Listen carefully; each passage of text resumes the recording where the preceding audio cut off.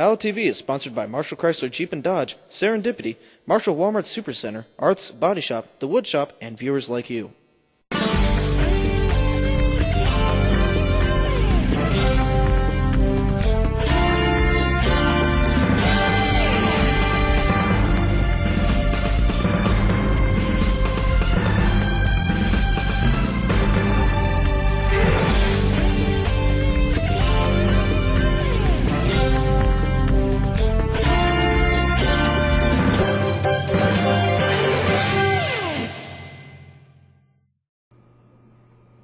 Hello and welcome to this week's episode of OWLTV. I'm Max Kindred. And I'm Nathan Swisher. For our top story this week, we take a look at one of our nation's most important holidays. We're talking about Veterans Day, and Trey and Joel went out to capture this year's remembrance. The American tradition of Veterans Day began more than 88 years ago. It is observed the 11th of November every year. The original holiday was called Armistice Day. It commemorated the end of World War I. The fighting stopped in Europe at the 11th hour in the 11th month, 11th day of the year, or the 11th year, 1917. In 1918, the first anniversary of the truce, President Woodrow Wilson issued a proclamation expressing pride in the heroism of those who died during that war. We have Cassidy Stewart, Anna Lee Tucker, Dylan Goff, and Madison Beeler. Remember me. I parked my car and walked my girls along the courthouse lawn when dawn before a bunch of us were gone to save our nation. I can't deny we hadn't planned that I might die. So she and I talked softly of the mornings there might be, and we stood together on the dew damp morning on the courthouse lawn. I was a pawn of war. Now I am no more. But maybe you remember me. Remember me here on this gentle sweep of courthouse lawn. Though we are gone, let cherished memories live on. Well, Veterans Day is very important to me, and many times there's a lot of people in the community that do not give these people the honor that they deserve because they went off, left their families, went off. Some, of course, didn't come back, but they went off and fought a war to save the rest of us.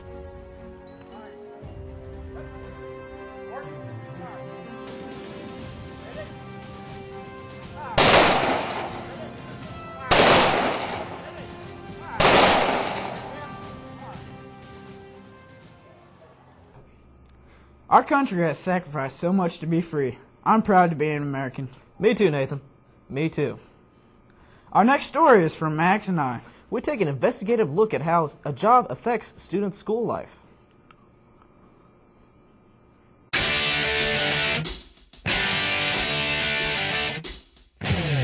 I'm Max Kindred here with junior Maddie Keller. Now, Maddie, do you have a job? Yeah, I do. Where do you work? I work at Serendipity. All right, what kind of hours will you be working? I work right after school until about 5:36-ish. Now, have you been doing this your entire school year? No, I'm actually just starting up today after volleyball season is over.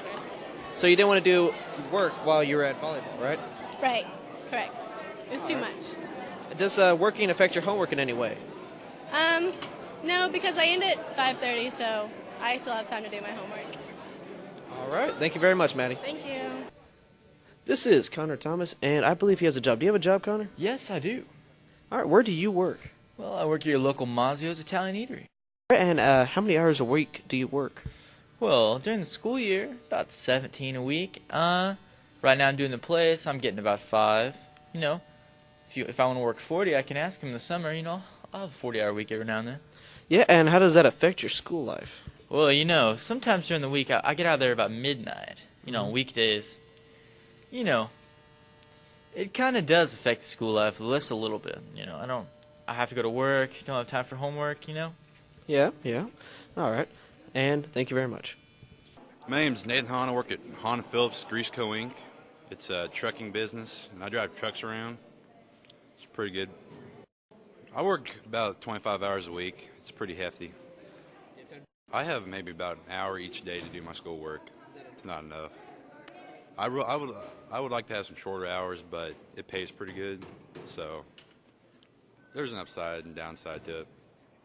I managed to make pretty good grades, though. I make about straight A's. Okay, not straight A's, but pretty close. From 3 to 10 or from 3 to 5:30, it doesn't matter when it comes to these smart kids we have at our high school. Our next story is the grand opening of Arby's. Now Joe and Caitlin will tell you all about it. And I'm Caitlin. We took a look at Arby's grand opening this week. Here's more. Friday, November 9th, Arby's had their ribbon cutting ceremony. We talked to one of the managers to see what all went on.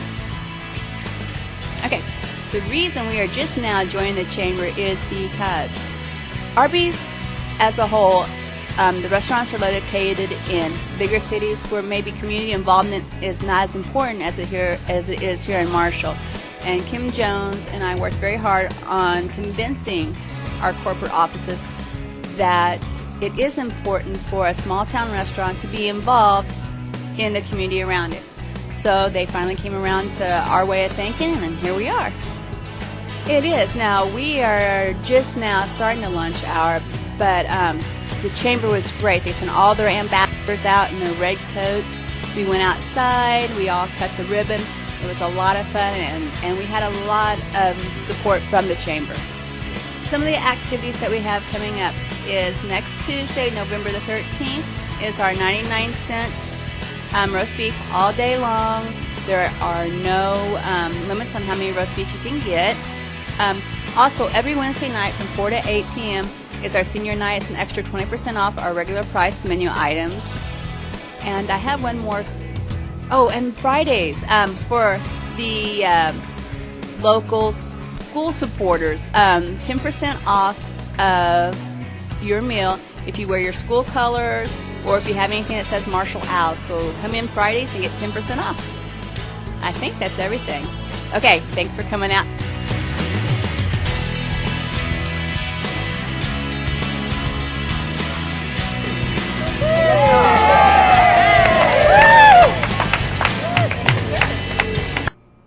Thank you, Joe and Caitlin, for that fascinating look into Marshall's fast food industry. Now Matt and DP deliver another short story. I wonder what this one will be about.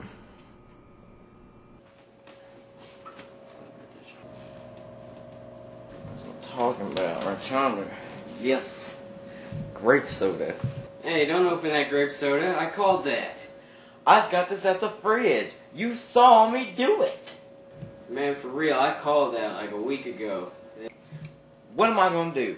I got this grape soda. You're trying to be all argumentative. You know what? I've had it. That is it.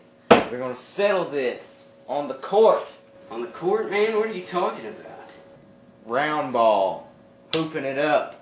On the blacktop. The basketball court, son. Alright then. Let's do this.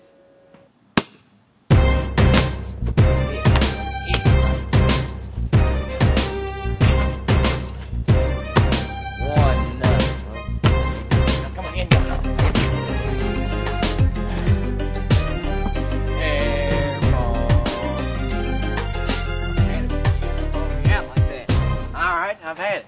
That's it. Oh. Come on, man. That was a foul. What are you talking about? What are you doing? You pushed can't it. even see out here. You You're blind as a bat.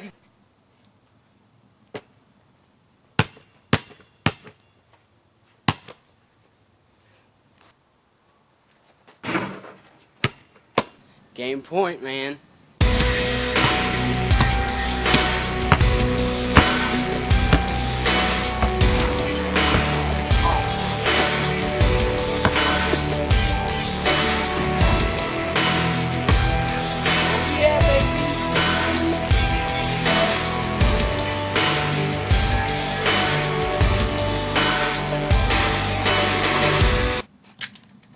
Do whatever. You have your grape soda, you punk buster.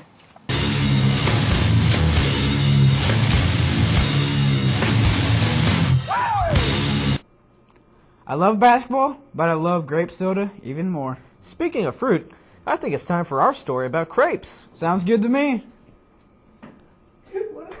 It's not creepy and it's not crappie, it's crepes, and we're here in the Marshall High School Commons for their annual crepe sale.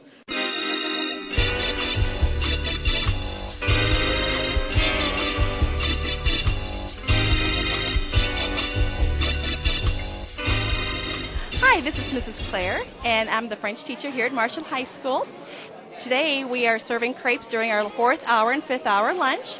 And basically, crepes are a very, very thin pancake. Just said, I love really thin pancakes. So our French kids, as you can see behind me, our French kids are making crepes. Just say, I love crepes. So that we can also let the other students know about what crepes are. And inside the crepes, we have cherries, bananas, or you can also choose apples. Or you can have all of the items put together, and they also have whipped cream on top as well as chocolate melted on top and powdered sugar. I want you to say, I love crepes. National French Week is November 8th through November 11th this year, and we wanted to just do something that also ties with our multicultural celebration, which we're going to have here on Saturday, November 10th, for the community. Well, we're going to have our Christmas banquet and recognize those that are graduating early from our French classes, and also we'll have a banquet at the end of the year, and the money goes towards what we are going to cook for the banquet.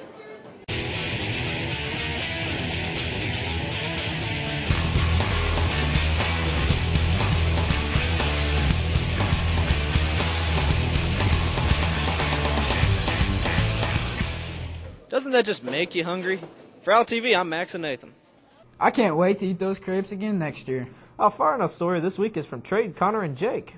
Here they are. How many of you guys have friends? Guys, it's a good presentation. Pay close attention.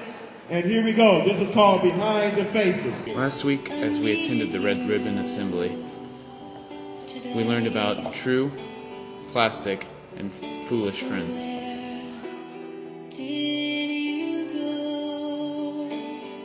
Plastic friends are so self-absorbed that they don't see their behavior could destroy the lives of those around them, sometimes to the point of no return. As I looked around the room, I saw my fellow classmates, and I could see they were relating to this presentation.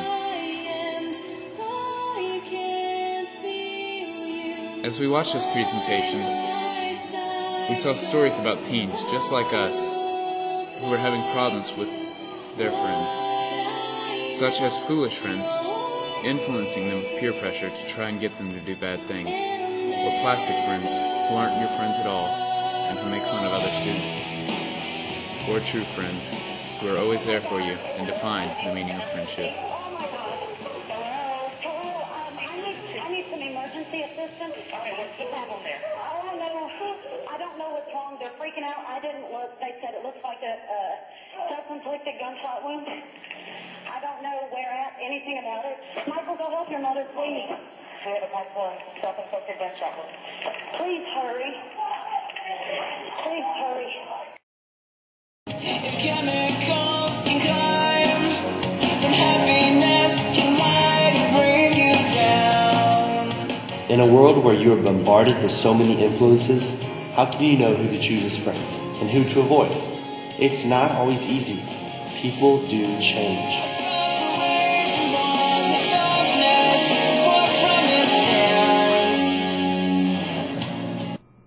Now I know how important it is to pick the right friends. That's it for this week's episode. If you have any questions or comments, please contact us at 886-2244, extension 265. We'll see you next week. See you later. Meow.